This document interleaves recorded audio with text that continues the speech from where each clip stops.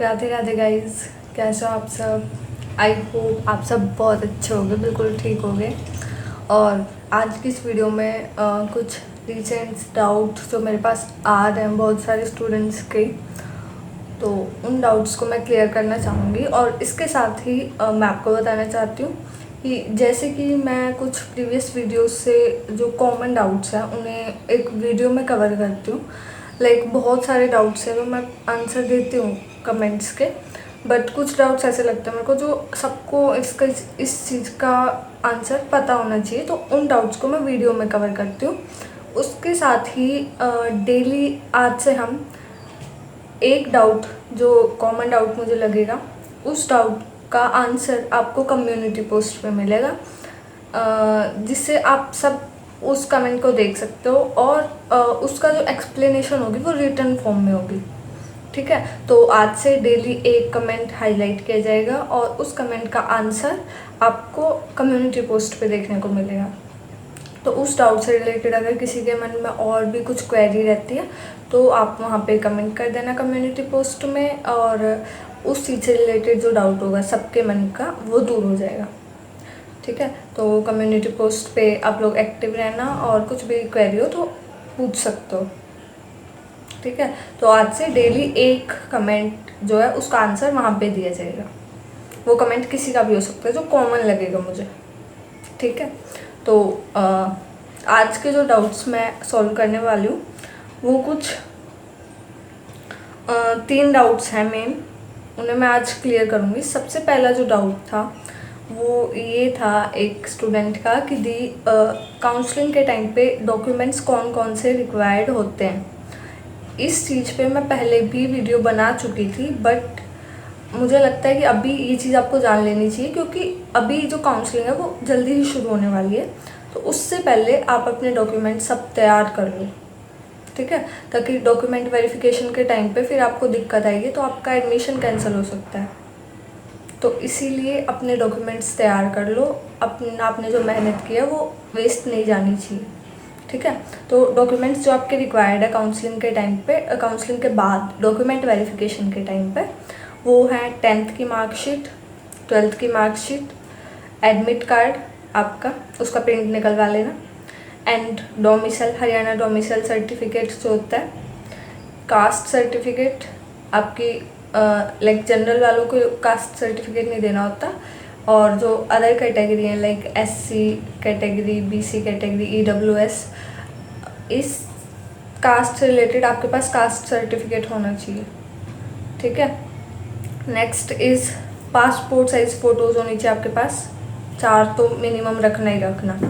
ठीक है, एंड जो लाइक आपको रिज़ल्ट आने के बाद या काउंसलिंग होने के बाद जो आपको सीट अलॉट होती है जिस कॉलेज में, तो वो सीट अलॉटमेंट लेटर भी आपके पास होना चाहिए। ठीक है, and then gap year certificate अगर आप एक ड्रॉपर हो, लाइक बहुत सारे स्टूडेंट्स होंगे, मोस्टली स्टूडेंट्स ड्रॉपर ही होते हैं, तो ड्रॉपर हो तो आपका गैप ईयर सर्टिफिकेट बना हुआ होना चाहिए, एंड देन कैरेक्टर सर्टिफिकेट। ठीक है, वो आपको स्कूल की तरफ से ही मिलता है कैरेक्टर सर्टिफिकेट, तो वो भी आपको डॉक्यूमेंट वेरिफिकेशन के टाइम पे ज़रूर चाहिएगा। ठीक है, तो ये कुछ 9 डॉक्यूमेंट्स हैं, इन्हें अच्छे से कंप्लीट तैयार कर लेना। और इनमें कुछ अगर आपको लगता है कि आपके पास ये चीज़ मिसिंग है, लाइक पासपोर्ट साइज़ फ़ोटोज़ अभी नहीं है तो अभी बनवा लो। ठीक है, तो जो भी चीज़ आपकी मिसिंग है या कुछ भी कमी है तो उन्हें अभी दूर कर लो।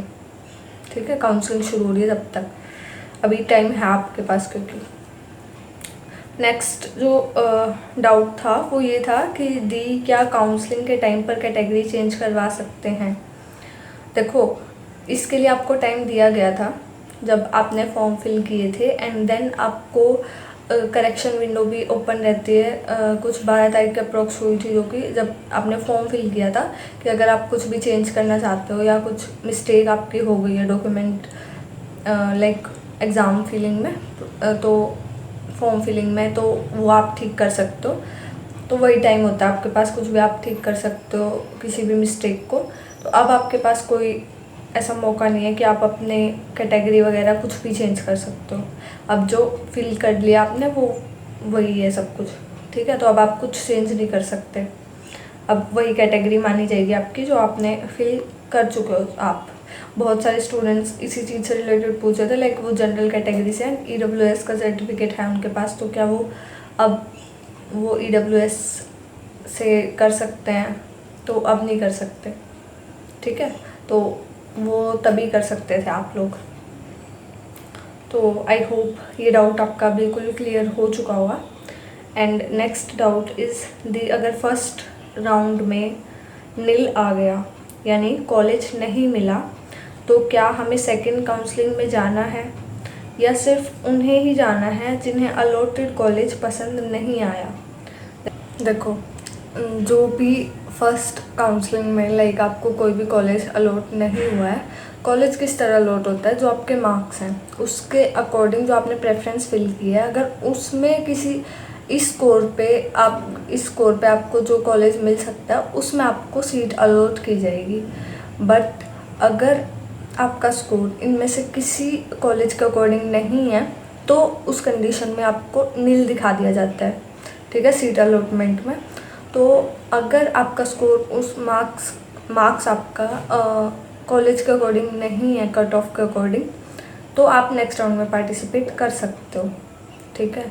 मीन्स ऐसा नहीं है कि सिर्फ वही स्टूडेंट्स नेक्स्ट राउंड में जा सकते हैं जिनका स्कोर या जिन्हें जो कॉलेज अलॉट हुआ है वो अपनी पसंद के अनुसार नहीं हुआ है, तो ऐसा नहीं है। अगर आपको कॉलेज नहीं भी अलॉट हुआ है, नहीं ला रहा है, तो भी आप सेकेंड राउंड में जा सकते हो या उससे नेक्स्ट राउंड में जा सकते हो, ठीक है। तो ये चीज़ इस पर डिपेंडेंट नहीं है बिल्कुल भी। और एक चीज़ ये भी पूछ रहे थे स्टूडेंट्स कि क्या सिर्फ जनरल कैटेगरी वालों को स्कॉलरशिप नहीं मिलती है क्या? लाइक मैंने बताया था प्रीवियस वीडियोज़ में कि जो SC BC और EWS कैटेगरी वाले स्टूडेंट्स होते हैं वो स्कॉलरशिप के लिए अप्लाई कर सकते हैं। गवर्नमेंट कॉलेज में तो होता है ऐसा, लाइक प्राइवेट का मेरे को नहीं पता। तो जो गवर्नमेंट कॉलेजेस हैं उनमें एडमिशन के बाद आप स्कॉलरशिप के लिए अप्लाई कर सकते हो अगर आप चाहते हो। तो उसमें आपको अपनी फ़ीस जो है वो रिटर्न हो जाती है, ठीक है, जो ट्यूशन फीस आपने सबमिट की होती है, तो आप फ्री पढ़ते हो। तो जनरल कैटेगरी के जो स्टूडेंट्स हैं उन्हें नहीं मिलती है, ठीक है, उन्हें स्कॉलरशिप के लिए नहीं अप्लाई कर सकते वो लोग।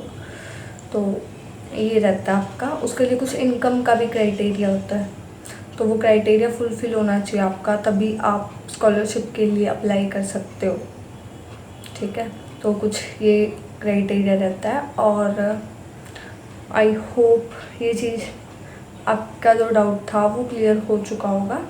बट स्टिल अगर आपके मन में कोई भी डाउट रहता है तो कमेंट में मुझे बता देना, मैं पूरी कोशिश करूँगी आंसर करने की। मैं करती भी हूँ, मतलब जब भी मेरे को लाइक जितने डाउट्स के मैं आंसर दे सकती हूँ तो मैं देती हूँ जितना पॉसिबल हो पाते हैं, ठीक है। और जो डाउट मेरे को ऐसा लगता है कि ये कॉमन है तो मैं उसको वीडियोज़ में भी कवर करती हूँ।